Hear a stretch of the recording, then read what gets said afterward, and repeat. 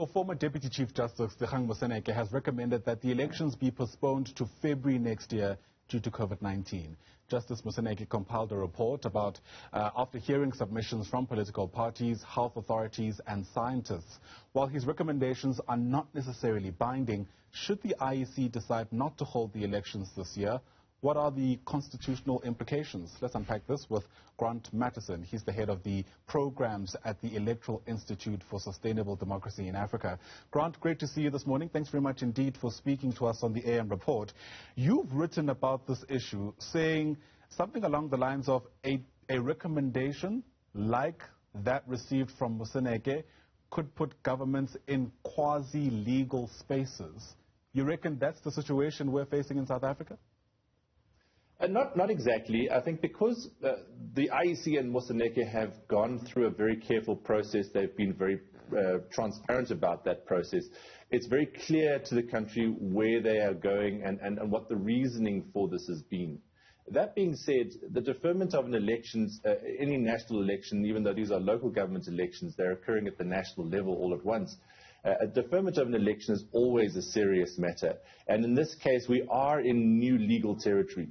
So there are a couple of options on the table for the IEC, but it is certainly something which we should never enter into lightly. And so this type of deferment is something that has to be undertaken only under very extreme circumstances. Yeah. So the question that the IEC asked Moseneke to answer was the coronavirus pandemic sufficiently extreme circumstances to justify a deferment of the election for a period of time?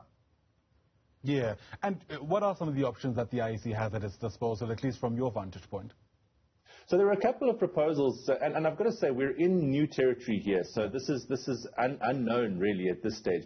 But there are a couple of options that were put forward during the oral submissions. One that was put forward by the IFP was to go back to Parliament and to get Parliament to create the necessary legal cover for a deferment of the election for a period of 6 to 12 months to allow the IEC time to take stock of where our vaccination program is and where we are in our battle against the coronavirus.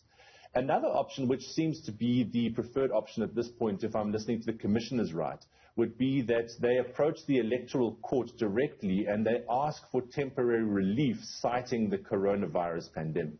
Now, there is precedent for this one because they have approached the electoral court during by-elections that were due to be held in the early phases of the coronavirus, and the deferments that they asked for those by-elections were granted by the electoral court. Yeah. The question is whether or not the electoral court itself will feel comfortable in taking that type of responsibility on. And even Deputy Chief Justice Moseneke didn't feel comfortable in prescribing to the electoral court on that matter. He said that he would leave the appropriate legal processes to take their course should this recommendation of his be taken up. But why would the electoral court be hesitant to weigh in on that? What are we missing? Why be cautious? Well, because delaying an election is always a serious matter, and the Constitution itself is very clear that elections should take place after a 5-year term is completed within 90 days of that term. And that's the language of the Constitution appears to allow no wiggle room in terms of the local government elections. It's also a very serious matter for the mandate of local government. Chief Justice Moseneke made a very interesting point yesterday about the budgetary processes that will be taking place under the coming year. And so he made his recommendation to have the elections no later than February 2022 if a deferment is decided that that's the course of action, because the New Year's budget would be affected if it goes any later than that. So there's a whole bunch of governance processes. The Constitution itself needs to be addressed. And I think that the IEC and Moseneke are all being very cautious because, as I said, we are in unknown territory right now. We have not had a situation like this one before. Yeah. Let me hone in on one of the things you've just mentioned there, and that's to do with the wiggle room, if any, we have after February. I get a sense, even from Moseneke's own take, that we don't have much room after that. It's kind of February or never. Well, we can't have never. We have to have local government elections. Right. So you know, the danger in a deferment, and ISA made this submission.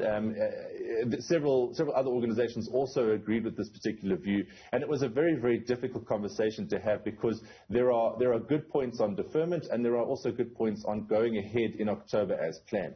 But the real issue is that when the local government processes are delayed like this, it does create an issue legally, and it does also create precedent. Now, in February next year, if we were to, let's hope we don't, but if we were to enter into, say, a fourth wave of the coronavirus, and the peak of the wave was hitting in maybe early January or February next year after our Christmas holidays, then we're in a very similar situation to the one that we are in right now. And then another call for a deferment creates further issues. You know, so the moment that you start deferring an election, you do open the door to what Moseneke himself acknowledged is a slippery slope, which is why in his recommendation he said that this can be a once-off deferment. He does not view it wise to defer it or to consider deferring it again. So in that case, I take it to mean that Moseneke believes if we go the route of a deferment, then we must put up all the stops to get our vaccination drive going, and we must really put out all the stops to make sure that the election does take place in February. Yeah, of course, for better or for worse, this is actually not that unique a situation that we're facing in this country, because we are dealing with a global health crisis. Other countries have attempted holding the polls during this time. What clues, if any, are they from their experience about how we should approach February if indeed these elections are postponed? Yeah, there's been about 130 elections that have gone ahead since the start of the coronavirus. There's been about 50 elections that for one or other reason have been postponed. So countries don't have a clear template on how to approach the electoral processes during the pandemic. What Moseneke cited as three key examples that they honed in on, particularly with respect to the Delta virus, were the Brazilian elections, the Indian elections, and the United States elections last November. In all three of those cases, they highlighted the catastrophic consequences of holding the elections in the circumstance where the pandemic was surging. Particularly in the Brazilian and the Indian cases, we saw an incredibly high number of lives lost that were directly attributed to so-called super spreader events as a result of the election. I think at the end of the day, Moseneke and his team have come down on the side of caution.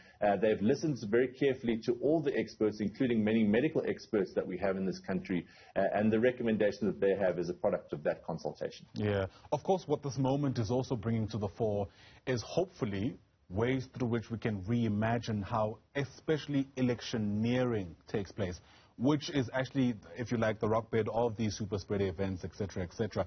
How do you reckon we're doing on that score? Yeah, we have, in previous electoral processes, we have embraced partially the use of online spaces, the use of alternative media forms to communicate messaging. But you're absolutely right. In an election, the information available to the voter is one of the key elements that Moseneke and his team were asked to consider by the IEC. Could we hold a democratic election? Because it's fine. We know, South Africans, we can hold an election. But the real concern was, would the election meet the standards for a democratic election as such? And that's critical. And the campaigning process, the process of reaching out to voters and providing them with information is critical. Now, Moseneke and his team found, after listening to all the consultations, that the larger parties were likely to disproportionately benefit from an environment in which the opportunity to do more traditional forms of campaigning was closed off to the parties. So they viewed it as an unfair situation for the smaller parties that were trying to contest against the established parties and really kind of muscle their way into the electoral space. They viewed this as too much of a disadvantage for them to make the contestation fair as a result. Grant Masterson, thanks very much indeed for chatting to us. Lovely to get your insights on this. Grant is the head of programs at the Electoral Institute for Sustainable Democracy in Africa. Once again, appreciate your time.